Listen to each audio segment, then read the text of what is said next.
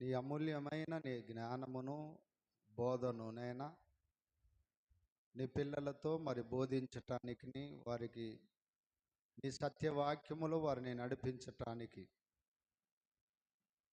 నన్ను వాడుకొని నీ పని కొరకునైనా మరి ఏర్పరచుకున్నందుకై కృతజ్ఞతాస్తులు చెల్లిస్తూ నీ పక్షాన నిలబడి నేను బోధిస్తూ ఉండగానైనా నాకును నా సొంత జ్ఞానంతో నేను ఏది చెప్పినా అది ప్రయోజనకరంగా ఉండదని నీ వాక్యంలో నుండి అనేక సంగతులను ఆలోచించి చెప్పటానికి నాకు నీ పర సంబంధమైన జ్ఞానమును వివేచన దయచేయగలరని కోరుకుంటూ మా ప్రభువైన యేసుక్రీస్తు నామం పేరిటి ప్రార్థన అడిగి వేడుకుంటున్నాము తండ్రి, ఆమేన్.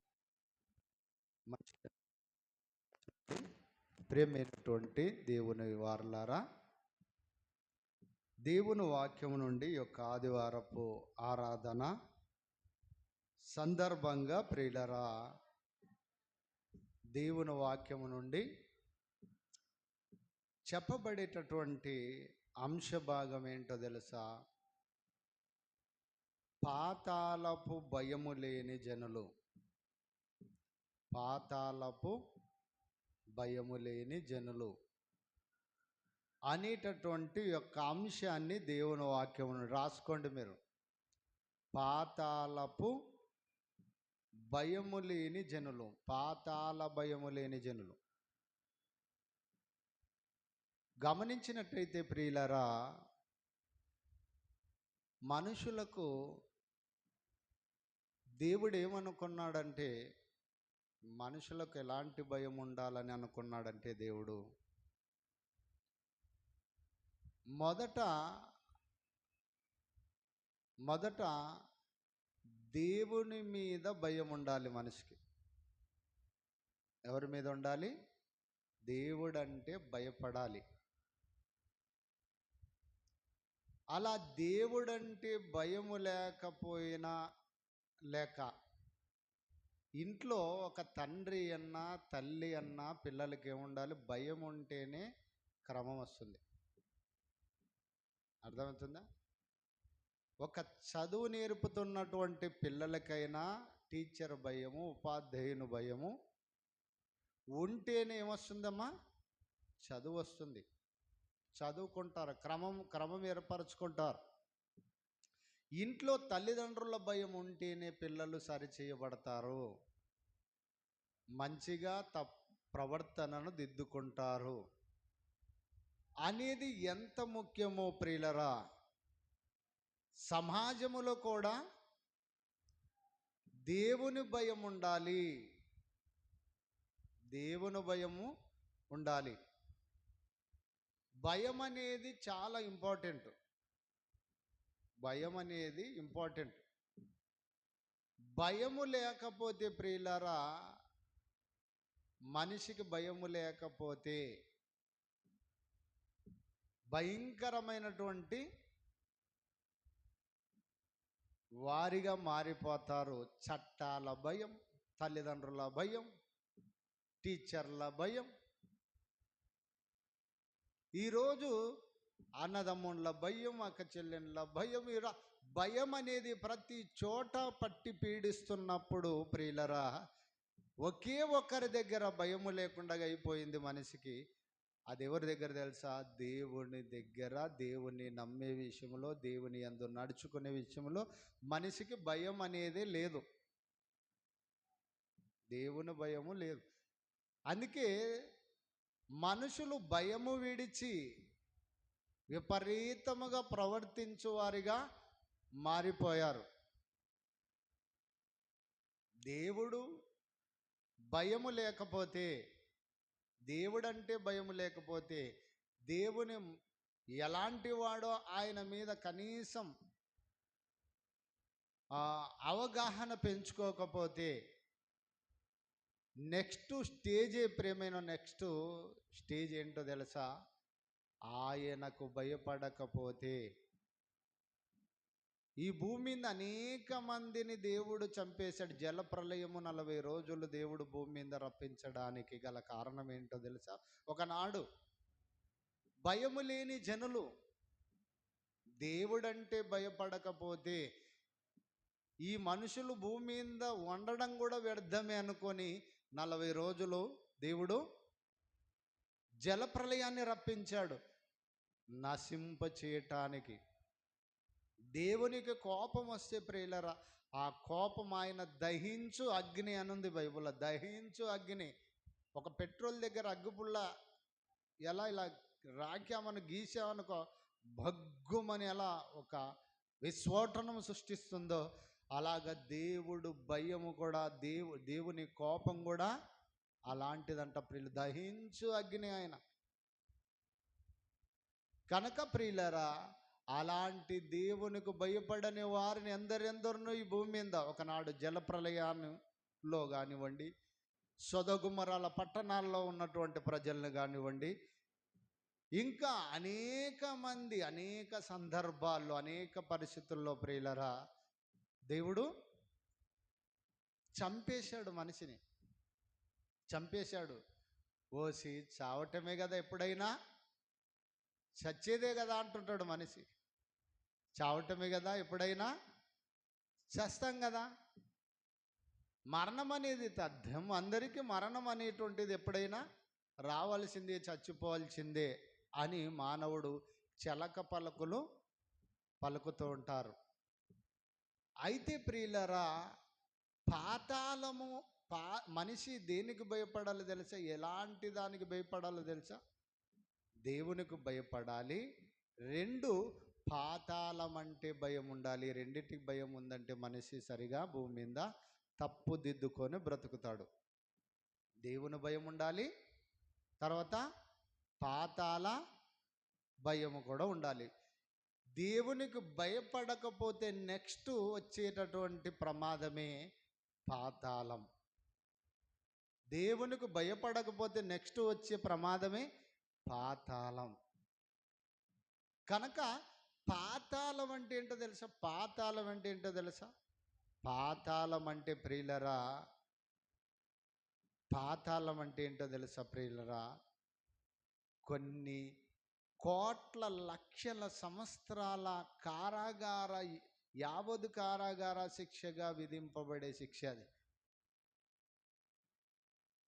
అర్థమవుతుందా?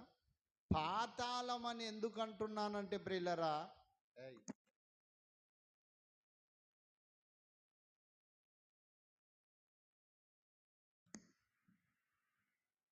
కనుక ప్రియులరా, ఇలా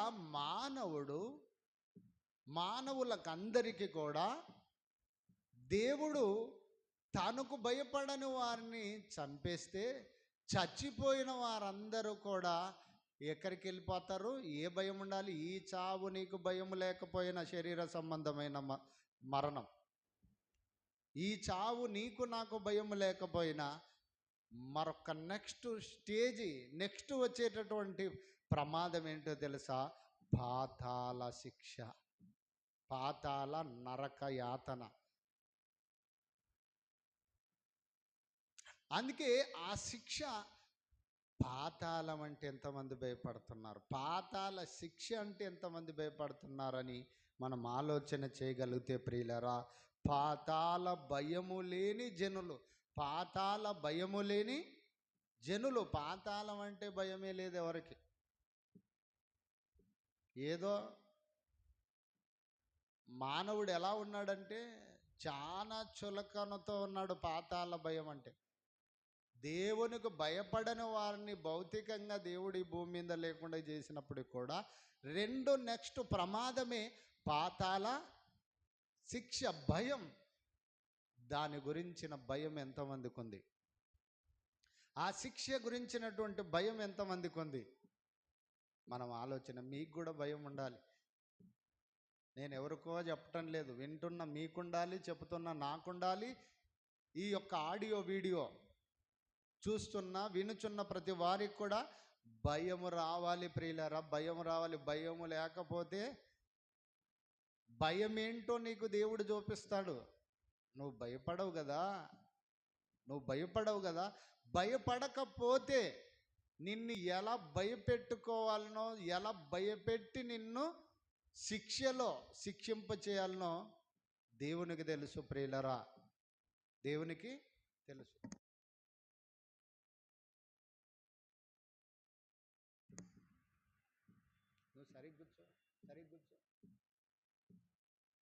కనుక ప్రియులరా, గమనించినట్లయితే ఇలాంటి శిక్ష గురించి కొన్ని మీకు ఉదాహరణకి కొన్ని శిక్షలు చెప్తాను. ఈ భూమి మీద భారతదేశంలో ఉన్నటువంటి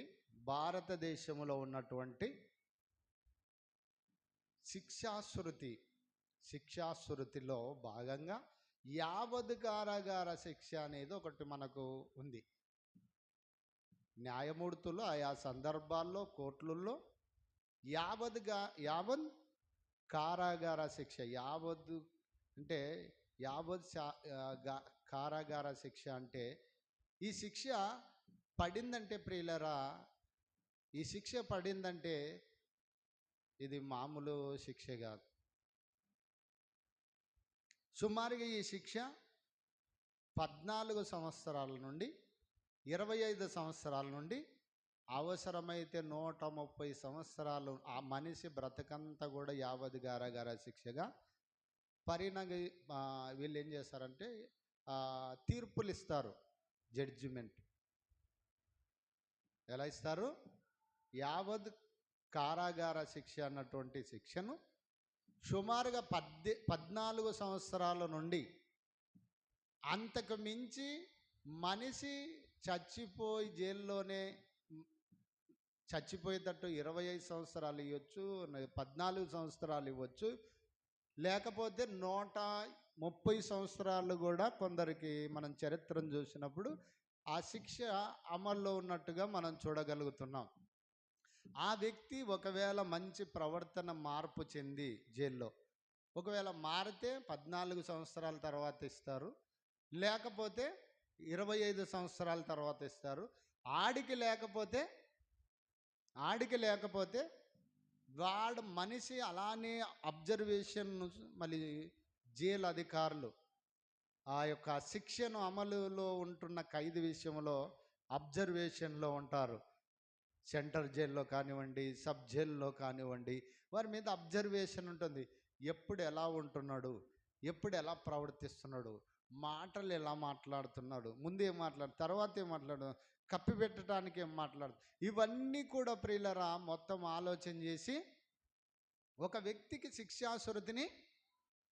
శిక్ష విధిస్తుంది న్యాయ వ్యవస్థ. ఈరోజు ఉన్నటువంటి భారతదేశంలో ఉన్న న్యాయ వ్యవస్థ న్యాయ శిక్షాశృతిలో భాగంగా. అయితే ప్రియులరా, ఈ శిక్షను పొందుకున్న వాళ్ళు ఈ శిక్ష పడినప్పుడు ఎలాంటి భయానికి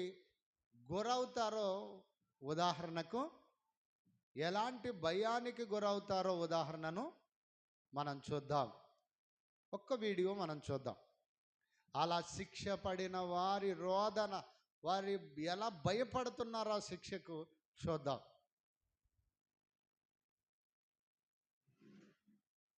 జాగ్రత్తగా వినాలి, ఎందుకంటే కేవలం 14 సంవత్సరాల యావత్ కారాగార శిక్షకే ఎలా తల్లులు, పిల్లలు, తండ్రులు, అన్నదమ్ములు, బంధుమిత్రులు ఎలా రోధిస్తున్నారో చూద్దాం. కర్నూలు జిల్లా కోర్టు సంచలన తీర్పు వెలువరించింది. 2017లో వెల్దుర్తి పోలీస్ స్టేషన్ పరిధిలో వైసీపీ నేత చెరుకులపాడు నారాయణ రెడ్డి, ఆయన అనుచరుడు సాంబశివుడిని ఓ వివాహ వేడుకకు వెళ్లివస్తుండగా దారుణంగా చంపేశారు. హత్య కేసును విచారించిన జిల్లా కోర్టు ప్రధాన న్యాయమూర్తి 11 మందికి యావజ్జీవ కారాగార శిక్ష విధించారు. మరో 5గురిపై కేసు కొట్టేశారని పీపీ వెంకటరెడ్డి తెలిపారు. ఈ నేపథ్యంలో కోర్టు వద్ద భారీగా పోలీసులను మోహరించారు. కర్నూలు జిల్లా కోర్టు ప్రధాన న్యాయమూర్తి కబర్ది గారు ఒక సంచలనమైన తీర్పు ఇవ్వడం జరిగింది. ఈరోజు దాదాపు 16 మంది పైన కేసులు ఉంటే 5 మంది పైన అక్విటల్ అయింది, కేసు కొట్టేసినారు 5 మంది పైన, మిగతా 11 పైన లైఫ్ సెంటెన్స్ ఇవ్వడం జరిగింది. ఈ తీర్పు వలన భవిష్యత్తులో ఫ్యాక్షన్ ఇదే ఎండ్ కావాలని మేమంతా భావిస్తున్నాం. ఈ కేసుతోనే ఎవరైనా సరే ఫ్యూచర్లో భవిష్యత్తులో ఎవరైనా ఫ్యాక్షన్ ముసుగులో చాలామంది గ్రామాలు భయం గుప్పిట్లో ఇప్పటికి ఉన్నాయి. ఇప్పుడు ఆ భయం పోవాలంటే ఇటువంటి తీర్పుల వలన ఆ భయం అనేది పోతుందని మేమంతా భావిస్తున్నాం.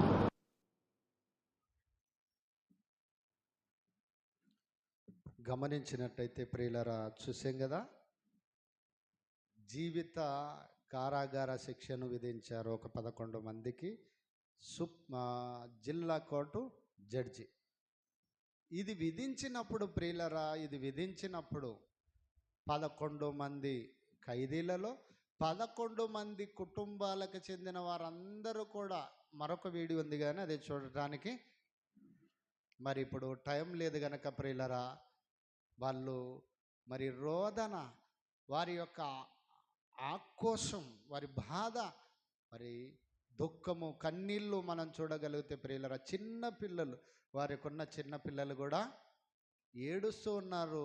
ఆ యొక్క మళ్ళీ పోలీసు వ్యాన్లో వారిని యావద్ కారాగార శిక్షకి తీసుకెళ్తుంటే అందరూ ఏడుస్తూ ఉన్నారు. వందల మంది దాదాపుగా గుమికూడా.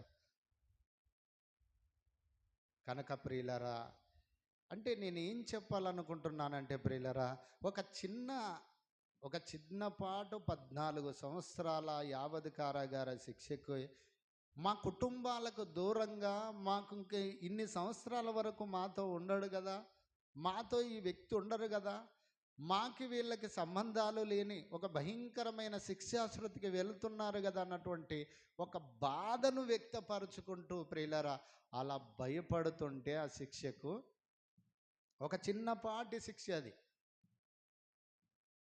ఎంత శిక్ష, అది ఒక చిన్నపాటి శిక్షకి మానవుడు ఇంతగా భయపడుతుంటే ప్రియులరా, దేవుడు విధించబోయే శిక్ష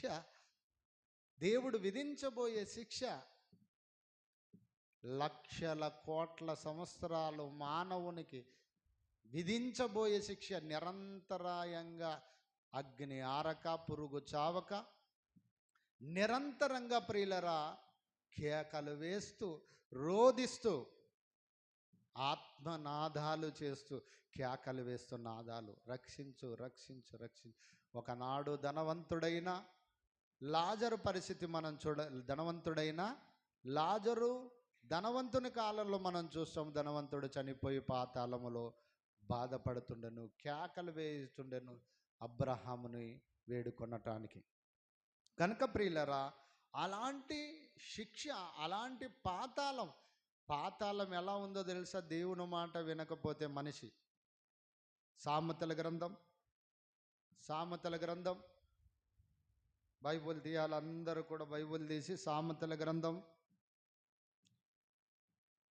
1వ అధ్యాయము 12వ వచనాన్ని చూద్దాం.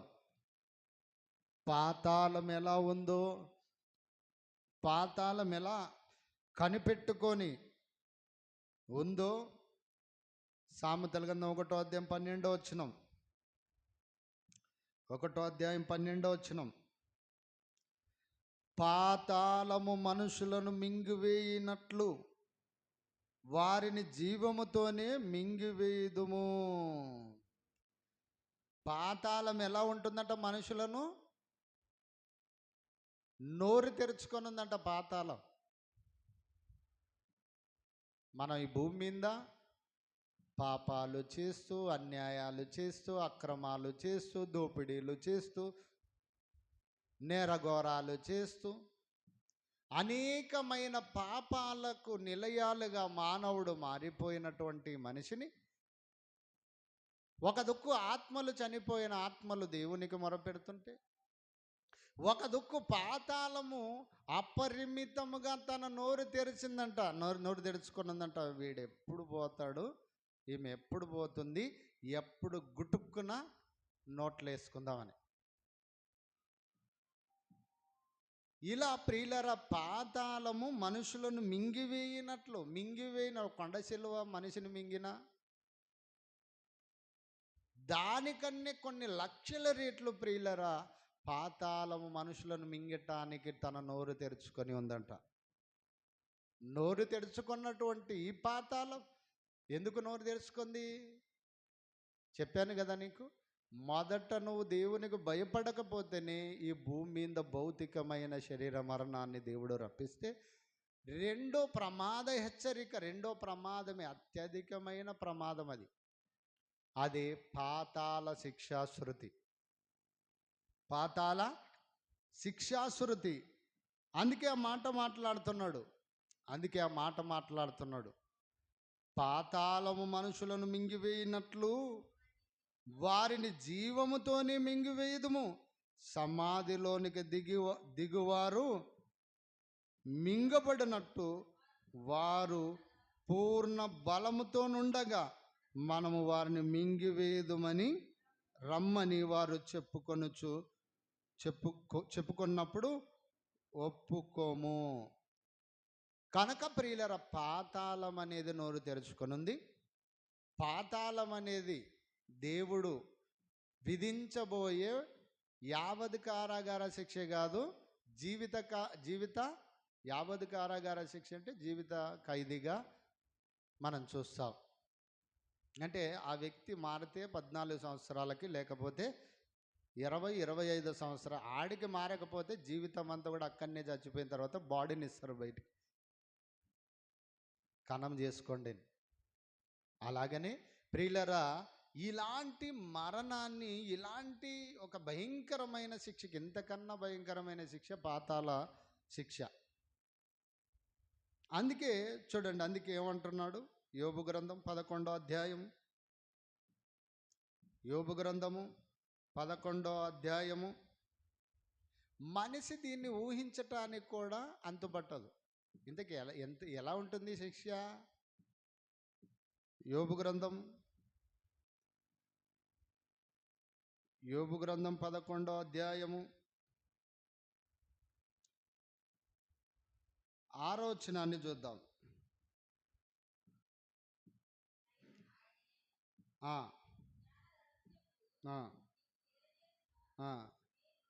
నీకు గొప్ప మేలు దేవుడు ఆయనే జ్ఞాన రహస్యములను మనందరికీ తెలియపరచు. ఆయన దేవుడు ఏం చేయబోతున్నాడో ప్రతి మనిషికి, ఆయన ఎలాంటి జ్ఞానం ఇవ్వబోతున్నాడు, ఎలాంటి శిక్షలు విధించబోతున్నాడు, ఆయన చేసిన గొప్ప ఘనకార్యాలు ఏంటి, ఆయన జ్ఞానం ఎంత గొప్పదో, ఆయన తెలివి ఎంత గొప్పదో, ఆయన నిత్య ఉనికి ఎంత గొప్పదో, ఇవన్నీ కూడా మనకు తెలియపరుస్తున్నాడు. ఆయనే జ్ఞాన రహస్యములు నీకు తెలియజేసిన మేలు. కనుక ఇప్పుడు మేలకీడ మనం తెలుసుకుంటున్నామంటే ఏమ్మా? మేలు. కనుక ఆయన జ్ఞాన రహస్యములను ఆయన ఏది కూడా రహస్యంగా పెట్టలేదండి, అన్నిటినీ కూడా తన పిల్లలకి చెప్పాలనుకున్నాడు. ఆయన ప్రేమ ఏంటో చెప్పాలనుకున్నాడు, ఆయన కోపం ఏంటో చెప్పాలనుకున్నాడు.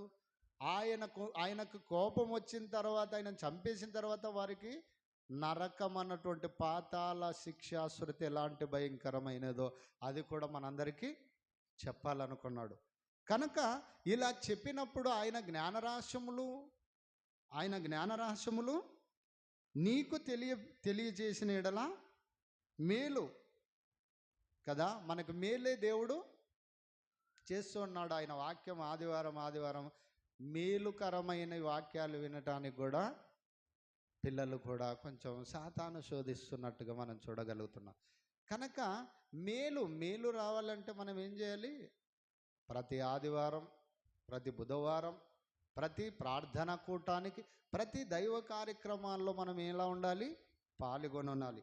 అలా పాల్గొంటే మళ్ళీ ఆయన జ్ఞాన రహస్యములను నీకు తెలియజేస్తాడు. నీకు దొరుకుతుంది, బోధకుని ద్వారా ఆరాధనలోను నీకు చెప్పబడుతుంది. అప్పుడు నీ మనసు, నీ కుటుంబాల మనసు, భార్యలైతే భర్తల మనసు, అలాగనే భర్తలైతే భార్యల మనసు, అన్నదమ్ముల మనసు, ఇవన్నీ కూడా మార్చేసుకుంటారు. నీకు జ్ఞానం రహస్యములే అయిన రహస్యములు ఏంటో నీకు తెలియకపోతే నీకు ఎలా మేలొస్తుంది? కనుక ఆయనే జ్ఞాన రహస్యములు నీకు తెలియజేసిన మేలు. అప్పుడు ఆయన తెలియజేసినప్పుడు జ్ఞానము నీ యోచనకు మించినదని నీవు తెలుసుకుందు. దేవుని జ్ఞానము మానవుని యోచన కన్నా, అప్పుడు అర్థమవుతుందా? ఆయన జ్ఞానము తెలుసుకున్నప్పుడు అప్పుడు జ్ఞానము తెలుసుకున్నప్పుడు నీ యోచనకు మించినది దేవుని జ్ఞానం అని మనం అనుకోవాలి. అబ్బా, నాకున్న జ్ఞానం కూడా దేవునికి లేదు, నాకున్న తెలివి కూడా దేవునికి లేదు, నాకున్న ఊహ కూడా దేవునికి లేదు, నాకున్నటువంటి మంచి ఏమంటారు తప్పుడు ఆలోచనలు, తప్పుడు తెలివితేటలు దేవునికి లేవు అనుకుంటే కుదరదు. అర్థమవుతుందా?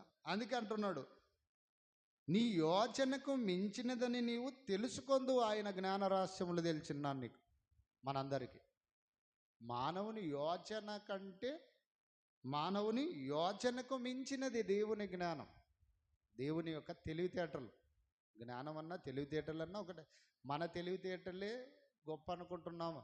దేవుని తెలివితేటలు, దేవుని జ్ఞానము మన యోచనకు మించినదనే సంగతి ఎప్పుడు అర్థమైతే ఇంటికాడ కూర్చుంటే అర్థం కాదు,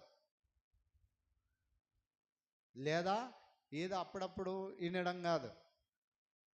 నిరంతరాయంగా దేవుని గ్రంథాన్ని చదవాలి, నిరంతరాయంగా దేవుని సన్నిధికి రావాలి, ప్రభు సన్నిధిలో అనేక సంగతులను తెలుసుకోవాలి. తెలుసుకున్నప్పుడు నేను ఇంతవరకే తెలుసుకున్నాను కానీ నాకు ఈరోజు కొన్ని విషయాలు తెలిసాయి, ఈ వారం నాకు కొన్ని విషయాలు తెలిసాయి, ఈ వారం నాకు కొంత జ్ఞానం, దేవుని జ్ఞానం తెలిసింది అనుకునే విధంగా ప్రియులరా మానవుడు మారిపోవాలి తప్ప, నాకు అంత తెలుసులే అనుకుంటే నీకేం తెలియని సొంటవును. అర్థమైంది? నాకు అంత తెలుసులే అనుకొని ఎవడైనా అనుకుంటే వాడు చుంట అన్నటువంటి సంగతి మనము మర్చిపోకూడదు. కనుక దేవుని జ్ఞానము మానవుని యోచన కన్నా మించినదంట. చూడండి, అక్కడ మానవుని యోచన కన్నా మించినది దేవుని జ్ఞానం. ఇప్పుడు ఆ జ్ఞానం ఏం చెబుతుందో ఒకసారి మనం చూద్దాం. దేవునికి వాక్యమే కదా, ఏది చెప్పాలన్నా సృష్టించిన వాడే చెప్పాలన్నీ. ఇప్పుడు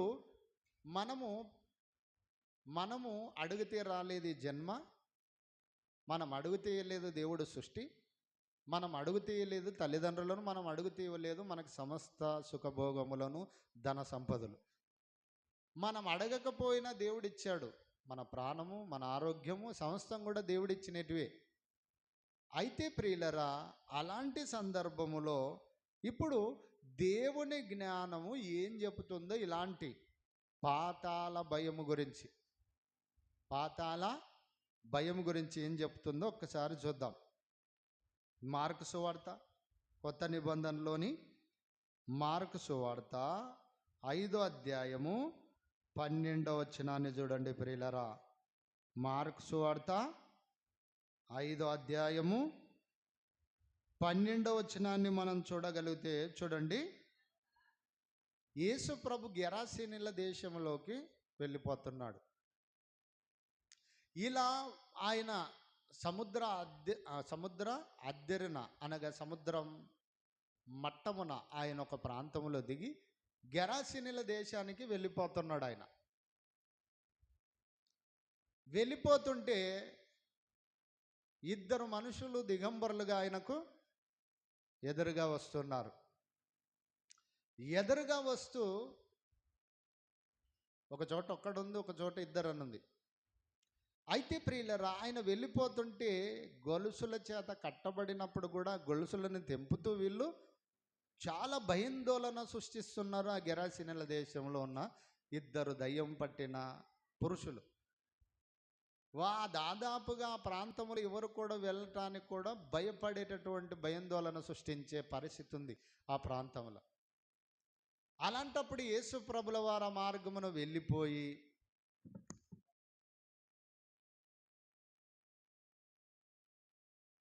ఆ యొక్క ప్రాంతములోకి వెళ్ళిపోతూ ఉండగా ప్రియులరా, ఆ దయ్యం పట్టిన వారు ఎదురుగా వస్తారు. యేసుప్రభు ఆ మార్గమున వెళ్ళినప్పుడు అవి ఎదురుగా నిలబడతాయి. ఆ వ్యక్తి అనొచ్చు, వ్యక్తులు అనొచ్చు. నిలబడినప్పుడు ప్రియులరా,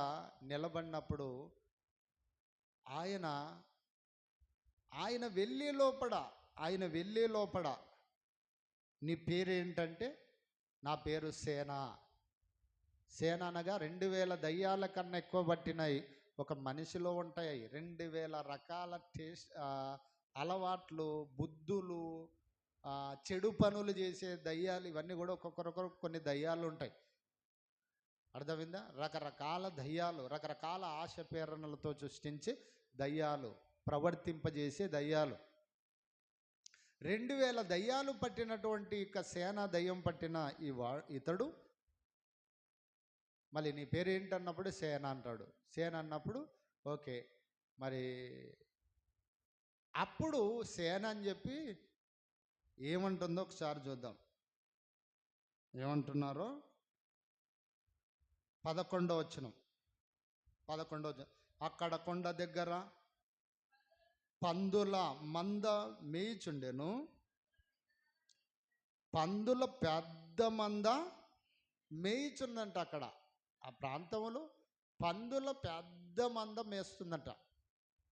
మేస్తూ ఉంటే గనుక ఆ పందులలో ప్రవేశించినట్లు మమ్మును వాటి యొద్దకు పంపమని ఆ దయ్యములు యేసుక్రీస్తు వారిని బతిమాలుకుంటున్నావంటండి. ఎందుకు బతిమాలుకుంటున్నాయి దయ్యములు?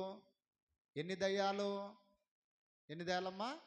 2000 దయ్యముల కంటే ఎక్కువ సేన. అంటే ఈ దయ్యములు పట్టినటువంటి ఒక వ్యక్తి కావచ్చు, ఇద్దరు కావచ్చు, వీరిలో 2000 దయ్యాలు పట్టి పీడిస్తూ అనేక రీతిలుగా శోధిస్తూ ఇబ్బందులకు గురి చేస్తూ విలవిలలాడిస్తున్నటువంటి ఈ దయ్యాలు ఇక్కడ పందుల మంద, పెద్ద మంద ఉంది గనక మా పేరు సేన, అయితే ప్రభువా మమ్మును మటుకు పాతాళమునకు పంపవద్దు, పాతాళముకు వెళ్ళినట్టు నువ్వు ఆజ్ఞాపించొద్దు.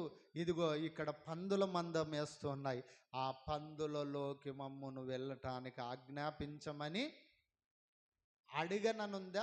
బతిమాలు కొనుచున్నాడు. అయ్యా బతిమాలడం అంటే అయ్యా ప్రభువా దయచేసి నీకు మొక్కుతా, దయచేసి నీకు మెరపెట్టినదేమనగా, నీకు రిక్వెస్ట్ చేస్తున్నదేమనగా, ఈ పందులలోకి వెళ్తాము కానీ మమ్మల్ని ఎక్కడ పంపొద్దు, పాతాళముకు వెళ్ళటానికి మమ్మల్ని ఆజ్ఞాపించొద్దు. ఏంటండి? దయ్యాలకే భయం. ఏదంటే భయం? పాతాళం అంటే దయ్యాలకు, ఆత్మలకు భయం. మనిషికి మటుకు ఏం లేదు, భయం లేదు, చింత లేదు, ఆలోచన లేదు, జ్ఞానము లేదు, తెలివి లేదు.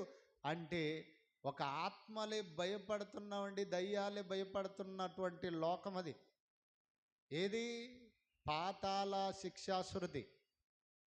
అందుకే ప్రభువా మమ్ముని పందుల్లోకి వెళ్ళటానికి ఆజ్ఞాపించమని చెప్పినప్పుడు, పందుల్లో కూడా ఇమిడించుకోలేనివి, పందుల్లో కూడా ఆ అపవిత్రాత్మలు ఇమిడించుకోలేదు. ఆ పందులల్లో వడిగా సముద్రములోకి వెళ్ళి పడి చచ్చిపోయా ఉంటా పందులు.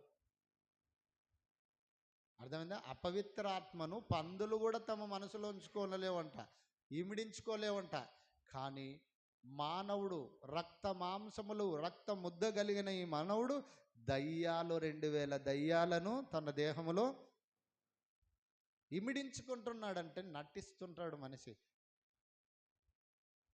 తన జీవితాన్ని వెలబుచ్చుకుంటుంటాడు మనిషి. అంటే ఒక జంతువులు కూడా ఇమిడించుకోలేని, తనలో పెట్టుకోలేని దయ్యాలను, ఒక మానవుని దేహంలో ఉన్న ఈ దయ్యాలను యేసు ప్రభుల వారు పోనీలే పందుల్లోకి ఆజ్ఞాపిద్దామని వెళ్ళినప్పుడు కూడా ఇవి వడిగా పరిగెత్తుకొని పోయి పందులన్నీ కూడా సముద్రంలో పడి చచ్చిపోయాననుంది మన కింద చదివితే. అప్పుడు పందుల కాపర్లు వచ్చి, అయ్యా మా ప్రాంతమును విడిచి వెళ్ళిపోను, మాకెందుకింత నష్టము కలుగజేస్తేవని చెప్పి ఆయనను తరమటం. కనుక ప్రియులారా, ఇవన్నిటిని కూడా మనం చూడగలిగితే దయ్యాలు ఎక్కడికి పంపొద్దన్నాయి? పాతాళమునకు పంపొద్దు, మమ్మను పాతాళ శిక్షకు అప్పగించొద్దు ప్రభువా, మాకు ఇంకా సమయం కాకముందే, మాకు సమయం ఉంది, ఆ సమయం వరకు మమ్మల్ని ఉండనివ్వు, మేమందరినీ పట్టి పీడిస్తాం, అందరినీ మేము మా వైపు తిప్పుకుంటాం, అందరినీ మేము పాపములో పడవేస్తామని అపవాదికి కొంచెం సమయం ఇవ్వబడింది, దేవుడు ఇచ్చాడు గనక ఆ సమయములో ఆ శోధనకు నిలిచి మనము దేవునిలో నిలిచిన వారమైతేనే మనము రక్షింపబడతాం. లేని పక్షములో ఈ శిక్షాశృతి దయ్యాలే భయపడుతున్నప్పుడు ప్రియులరా మనం భయపడాలనా లేదా? ఇంతకీ ఆ పందులు ఎందుకు ఆ పందులలో ప్రవేశించినట్లు మమ్మల్ని ఆజ్ఞాపించమని చెప్పుతున్నావు? కిందికి చదువుకుంటూ పోదాం. ప్రవేశించినట్టు మమ్మను వాటి యొద్దకు పంపమని ఆ దయ్యములు ఆయనను బతిమాలుకొనెను. యేసు వాటికి సెలవీయగా ఆ అపవిత్రాత్మలు వానిని విడిచి పందుల్లో ప్రవేశించెను. ప్రవేశింపగా ఇంచుమించు 2000 సంఖ్య గల ఆ పందుల మంద ప్రాంతము నుండి సముద్రపు దారిన వడిగా పరిగెత్తుకొని పోయి సముద్రంలో పడి ఊపిరితిరగగా చచ్చెను. అంటే 2000 దయ్యాలు 2000 పందులను పడితే కూడా ఆ పందుల్లో కూడా ఇమిడించుకోలేకుండా పందులు ఒడిగా వెళ్ళి సముద్రంలో పడి చచ్చిపోయాయి. ఎన్ని పందులమ్మా? సుమారుగా 2000 సంఖ్య గల ఆ మంద ఆ ప్రాంతంలో ఉన్నావంట. వాటన్నిటిని కూడా వెళ్ళి కొన్నింటిని పడిపోయావు, లేకపోతే అన్ని పడి చచ్చిపోయావు, మనకైతే తెలియదు. ఇక్కడ అవన్నీ కూడా వెళ్ళినట్టుగానే మనం అనుకోవచ్చు. అయితే ప్రియులారా 14 వచనం, ఆ పందులు మేపుచున్నవారు పారిపోయి పట్టణములోని గ్రామములోని ఆ సంగతి తెలియజేసి జనులు జరిగినది చూడ వెళ్ళి యేసునొద్దకు వచ్చి, సేనాను దయ్యములు పట్టినవాడు బట్టలు ధరించుకొని స్వస్థచితుడై కూర్చునుట చూచి భయపడిరి. జరిగినది చూచిన వారు దయ్యములు పట్టిన వానికి కలిగిన స్థితియు పందుల సంగతియు ఊరు వారికి తెలియజేయగా తమ ప్రాంతములు విడిచిపొమ్మని వారాయనను బతిమాలు కొనసాగిరి. ఆయన దోణి ఎక్కినప్పుడు దయ్యములు పట్టినవాడు ఆయన యొద్దకు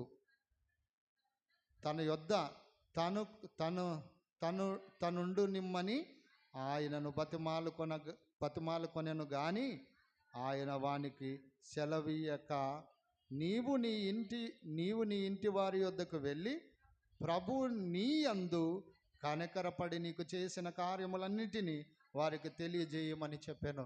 మంచిదండి ప్రియులరా, ఇదంతా కూడా మనం చూడగలిగితే ప్రియులరా, దేవుని వాక్య ప్రకారంగా మనిషి అపవిత్రాత్మలే భయపడుతుంటే మనిషికి భయం లేదు. కనుక కొన్ని వచనాలను కూడా చూసుకుని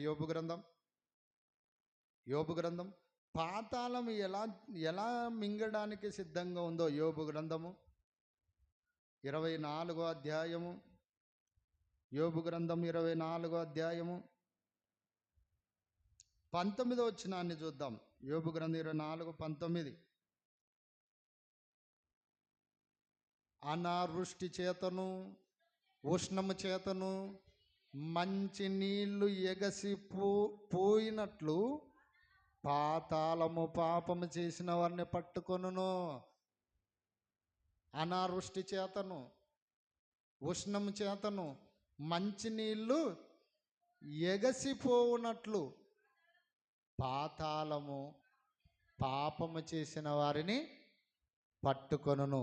ఇక్కడ మనం ఆలోచన అనావృష్టి చేతను అంటే కరువుల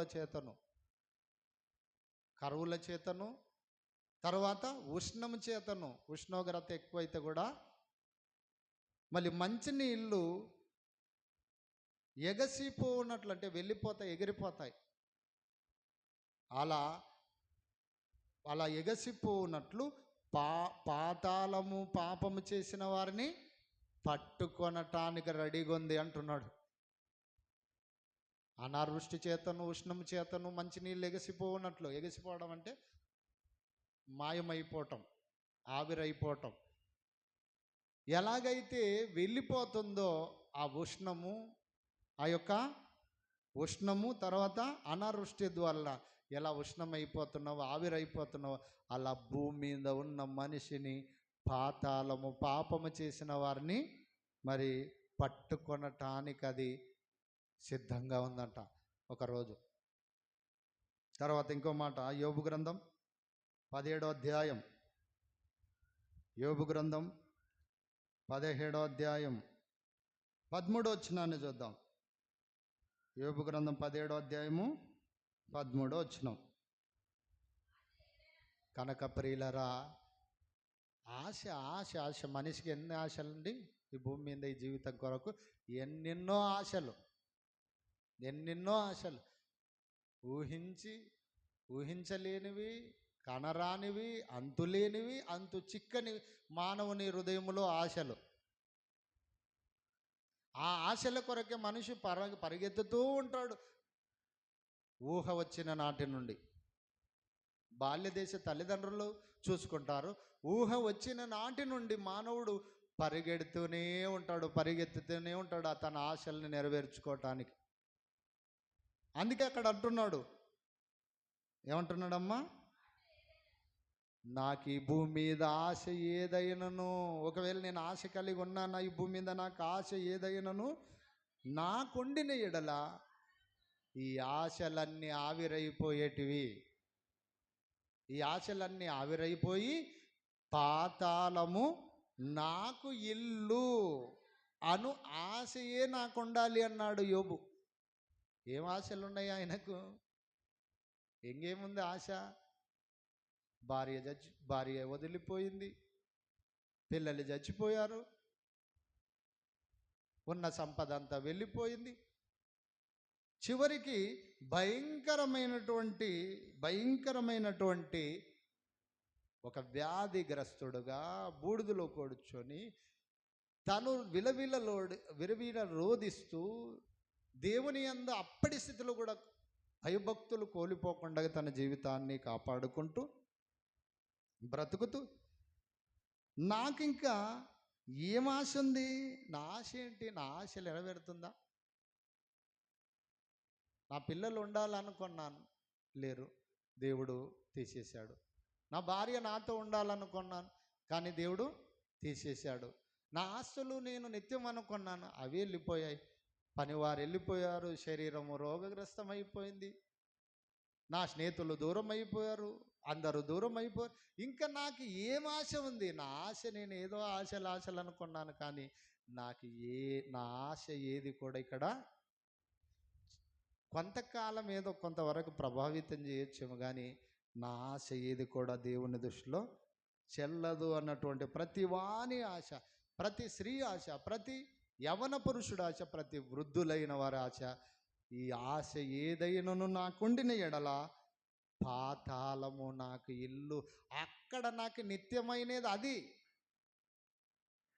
ఇక్కడ అన్నీ వదిలేస్తాను, ఇక్కడ అన్నీ వదిలి వెళ్ళిపోతాం ప్రియులారా, అన్నీ వదిలి వెళ్ళిపోతాం. ఒకరోజు అన్నీ వదిలి వెళ్ళిపోతాం. అందుకే అంటుంటాం, చావుతో మనం పాటలు పాడుతుంటాం, పరదేశులము జగమున ప్రభు అని. ఈ పాట చచ్చిపోయినప్పుడు వాడతాడు కానీ బతుకున్నప్పుడు వాడడు. అర్థమైంది? చచ్చిపోయినప్పుడు వాడతారు, ఎందుకంటే అప్పుడు చచ్చిపోయాడు కనుక ఆ చచ్చిపోయినోడిని చూసి నటన. అర్థమవుతుందా? బతుకున్నప్పుడు వాడాలండి, పరవాసులము జగమున ప్రభు అని.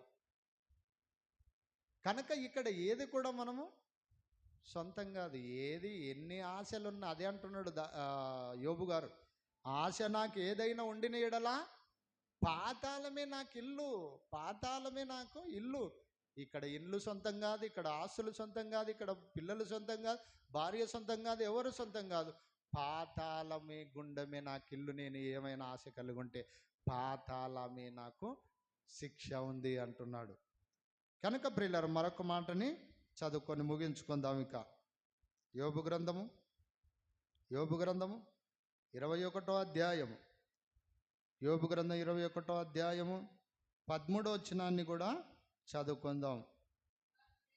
కనుక భూమి మీద ఎన్ని సంవత్సరాలు బతికిది, ఇంకా నాకు దేవుడు 70-60 సంవత్సరాలు ఇచ్చాడు, 80 సంవత్సరాలు ఇచ్చాడు అనుకుంటున్నావా? నువ్వు 70 బ్రతికిన, 80 బ్రతికిన, 90 బ్రతికిన, 100 బ్రతికిన, 120, పోనీ నువ్వు దీర్ఘాయుషవంతుడు దీర్ఘాయుషరాంతురాలుగా మనం ఉన్న కూడా వారు శ్రేయస్సు కలిగి తమ దినములు గడుపుదురు. ఒక్క క్షణములోనే పాతాళమునకు దిగిపోతారు. పాతాళం పట్టేసుకుంటుంది మిమ్మల్ని. శ్రేయస్సు కలిగి మన దినాలు ఎన్నో సంవత్సరాలు బ్రతికిన మనం కనుమూసిన మరుక్షణం ఈ భూమి మీద ఒక్క క్షణములోనే పాతాళముకు వెళ్ళిపోతాం మనం. కనుక ప్రియులారా, ఇంకా కొన్ని ఉండయి. ఇక్కడ ఇంకా చచ్చిపోయిన వారు కొన్నాళ్ళు 40 రోజులు తిరుగుతారని, ఇంకా కొన్ని సంవత్సరాలు ఉంటారని వాళ్ళ ఆశలు తీర్చుకొని ఏం ఆశ ఉంది చెప్పు? ఆశ ఏదైనా ఉంటే పాతాళమే నాకు ఇల్లు అని బైబుల్ చెప్పేసింది. ఇంకా ఇక్కడ ఏం ఆశలు తీర్చుకునేకి ఉండదు. అలా ఆశలు తీర్చుకోవాలనుకున్నవాడు ఒకవేళ ఇవ్వాలనుకుంటే మనిషి ఆశాజీవి ఎప్పుడు కూడా ఆశలు తీరవు, తెలుసా? ఏ విషయములైనా ఆశాజీవి మనిషి. ఆశలు ఇంకా నాకే తీరిపోయావు అనటానికి లేదు,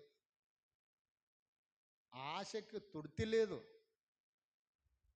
కనుక ప్రియులారా, ఇక్కడ మనకు దేవుడు సెలవిచ్చిన రీతిలో ఈ భూమి మీద ఎన్ని సంవత్సరాలు శ్రేయస్సు కలిగి దీర్ఘాయుషవంతులుగా బ్రతికినను మళ్ళీ చనిపోయిన మరుక్షణం ఒక్క క్షణములో పాతాళమునకు దిగిపోతారు, వెళ్ళిపోతారు అంటున్నాడు.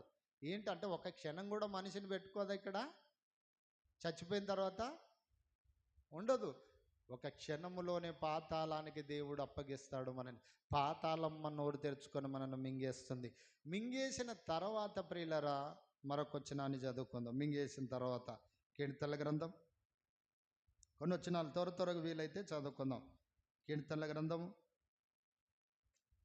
49వ అధ్యాయం. కీర్తనల గ్రంథం 49వ అధ్యాయము. అందరూ బైబిల్ తీయాలి, మీరు చూసుకోవాలి. 49వ అధ్యాయం 14వ వచనం. వారు పాతాళములో మందగా కూర్చబడదురు అన్నాడు.